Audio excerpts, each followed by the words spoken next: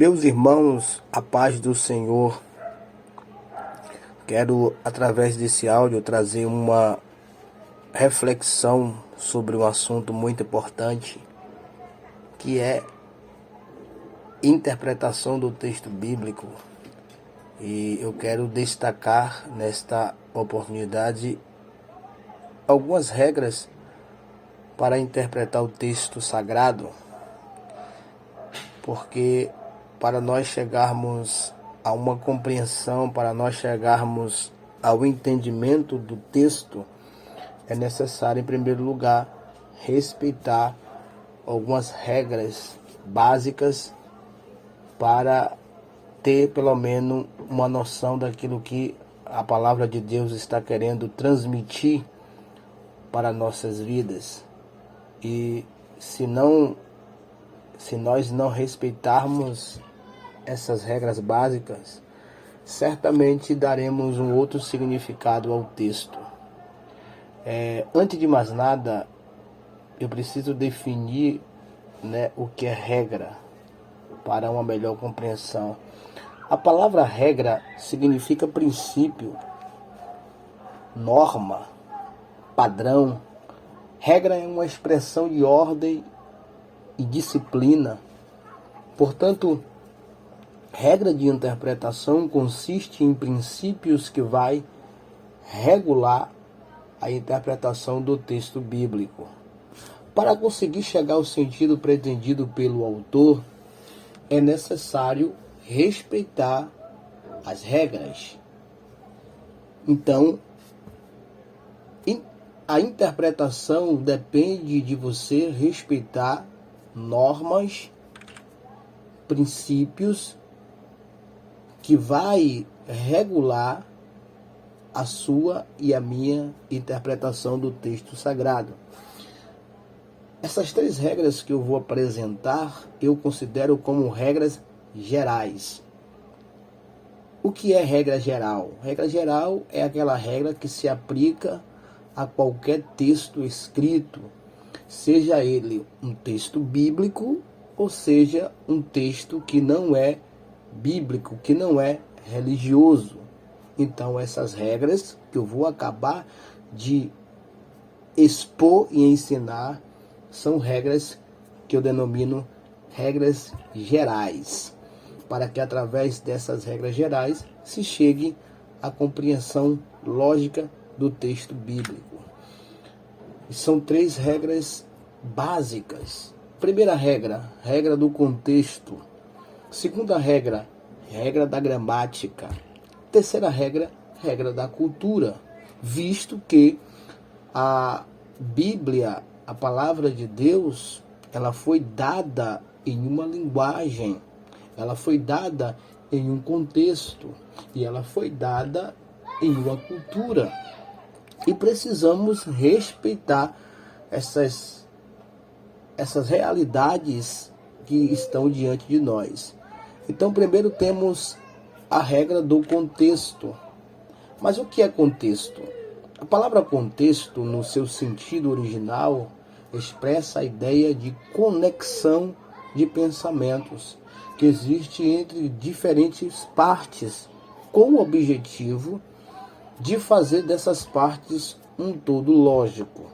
Portanto, contexto é a união de vários elementos de uma oração, sejam eles próximos ou seja eles distantes. Então, contexto vai expressar a ideia de reunir informações, reunir ideias para que através dessa reunião você chegue a um todo lógico. Por quê? Porque a Bíblia é uma unidade composta. Então, quando você vai ler, quando você vai interpretar um versículo, esse versículo ele não está solto, ele não está sozinho.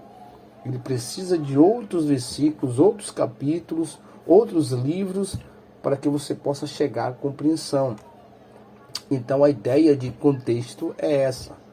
É semelhante a um quebra-cabeça com várias peças a ser montada.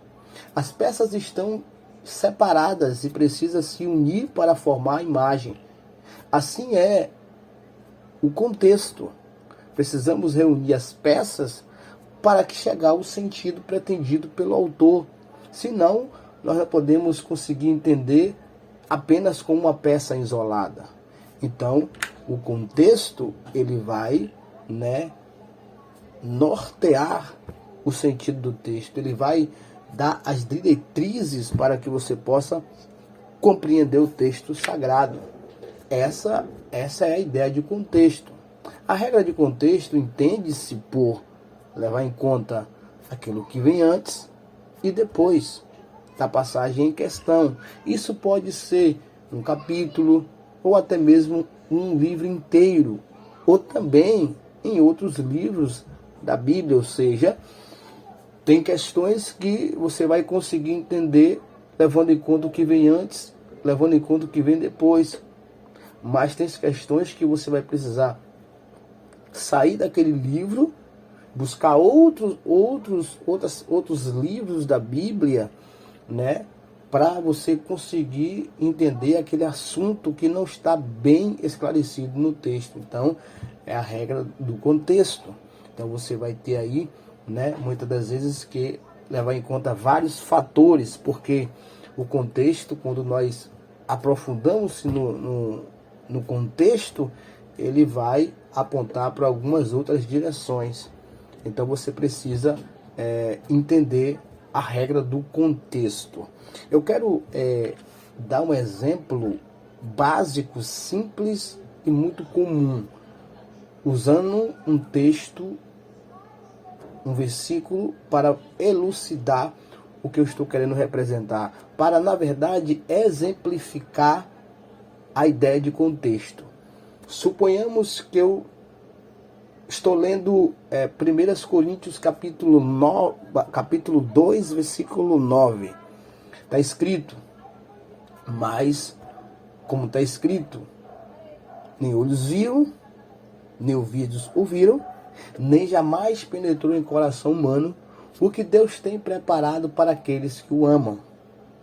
1 Coríntios capítulo 2, versículo 9. Se nós lermos esse versículo isolado, nós vamos ter uma compreensão equivocada desse versículo. Muitas das vezes nós achamos que aquilo que está preparado para nós ainda vai se revelar no futuro. Nós não sabemos o que está em oculto, e essa é a interpretação que nós damos isoladamente desse versículo. Mas quando nós submetemos esse versículo à regra do contexto, aquilo que vem antes, aquilo que vem depois, nós vamos ler o versículo anterior, que o apóstolo Paulo vai dizer assim: Deus, no versículo 10, porém, revelou isso a nós por meio do Espírito. Porque o Espírito sonda todas as coisas, até mesmo as profundezas de Deus. Perceba que o verbo revelar está no pretérito perfeito, revelou, que significa que a ação foi realizada no passado de forma completa. Então, aquilo que está preparado já foi revelado pelo Espírito Santo. Então, quando nós isolamos o texto, ele vai apresentar uma ideia, mas quando nós levamos em conta aquilo que vem antes e o que vem depois, nós vamos perceber totalmente outra coisa.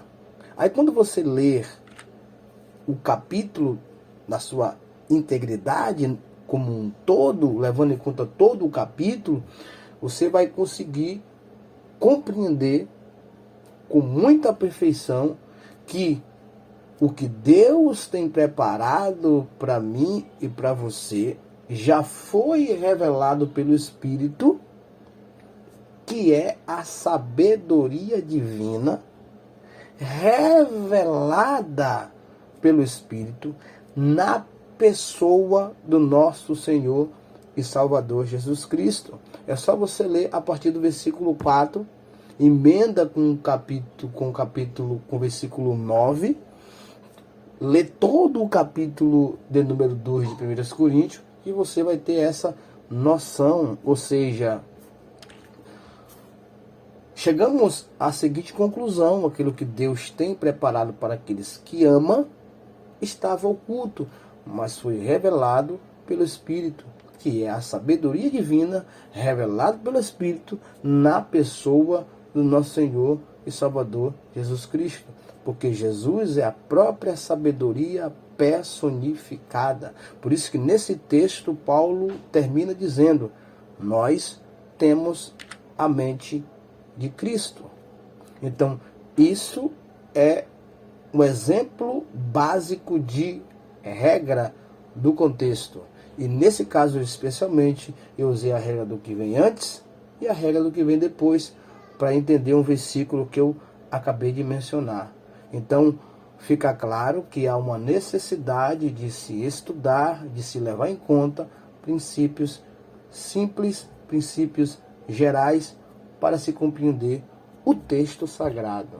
A segunda regra é a regra da gramática. Regra da gramática entende-se por levar em conta o sentido da palavra no texto, sendo que uma palavra pode ter vários sentidos em passagens diferentes ou até mesmo em versículos. Lembrando que quem determina o sentido de uma palavra é o contexto. Saímos agora da regra do contexto, entramos na regra da gramática, que está ligada, extremamente ligada à regra do contexto. Por que devemos levar em conta o sentido de uma palavra? Porque uma palavra ela pode ter vários sentidos, diversos sentidos, que se chama, dentro do português, esse fenômeno de uma palavra ter vários sentidos se chama de polissemia. Então, levar em conta essa regra gramatical é muito importante na interpretação do texto bíblico. Nós podemos aqui usar eu poderia aqui usar vários exemplos de palavras na Bíblia que têm sentidos diferentes, que vai aparecer em vários textos com sentidos diferentes. A palavra carne, quando você pega ali a palavra carne, é um exemplo básico e conhecido. Você pega a palavra carne, principalmente quando o apóstolo Paulo usa essa palavra carne na carta aos Gálatas. A palavra vai aparecer pelo menos em 4 sentidos diferentes. No capítulo 1, e no versículo 16 de Gálatas, Paulo usa a palavra carne se referindo à pessoa. No capítulo 2 e no versículo 20, Paulo usa a palavra carne se referindo ao corpo. No capítulo 5 e no versículo 16, Paulo usa a palavra carne no sentido de natureza pecaminosa. No capítulo 4 e no versículo 23, o apóstolo Paulo usa a palavra no sentido de geração de uma pessoa. Então perceba que a palavra ela pode ter sentidos diferentes. Quem vai determinar o sentido de uma palavra no texto é o seu contexto. Então, primeiro você descobre o que é um contexto. Primeiro você leva em conta o contexto, lendo o que vem antes, lendo o que vem depois. Dependendo do assunto, você vai recorrer aos outros livros para ver o que outros autores falam daquele assunto. Depois você vai conseguir identificar em qual sentido aquela palavra está sendo usada naquele respectivo contexto. Isso se chama regra da gramática. Estou fazendo, nesse exemplo da carne, uma análise gramatical do texto, o sentido da palavra ali no texto. Então, é necessário levar em conta a regra da gramática. A terceira regra é a regra da cultura.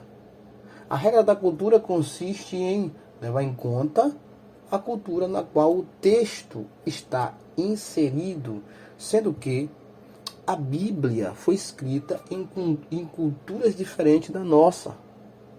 algumas dessas culturas mencionadas na Bíblia já nem existe mais. Então, é necessário levar em conta, saber, entender em qual cultura aquele texto está inserido.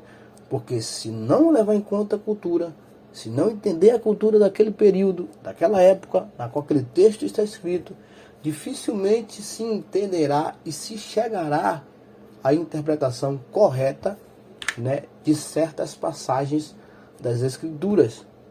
Tomamos aqui como exemplo Provérbios 28, versículo 25, na Almeida Revista e Corrigida, uma tradução muito literal.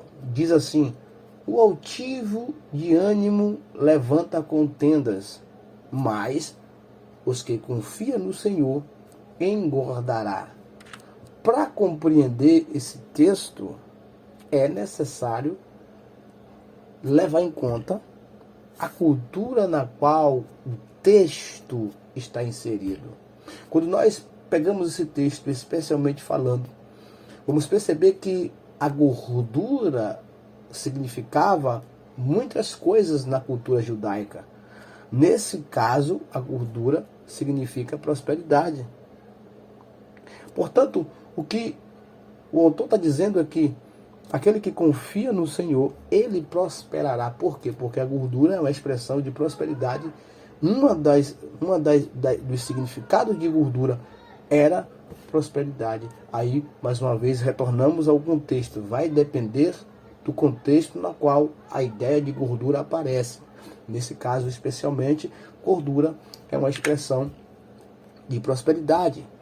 Na Nova Almeida Atualizada, que é uma tradução bem atual, traduz assim: o orgulhoso de coração levanta contendas, mas o que confia no Senhor, ele prosperará.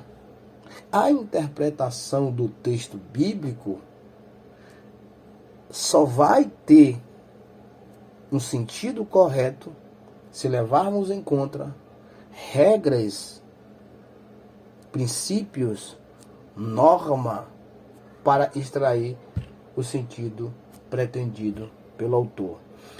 A interpretação é semelhante a uma casa de 3 andares, sendo que o primeiro andar é o contexto, o segundo andar é a gramática e o terceiro andar é a cultura. Isso é um exemplo básico e é uma linguagem, né, para você entender a importância da interpretação e as suas regras.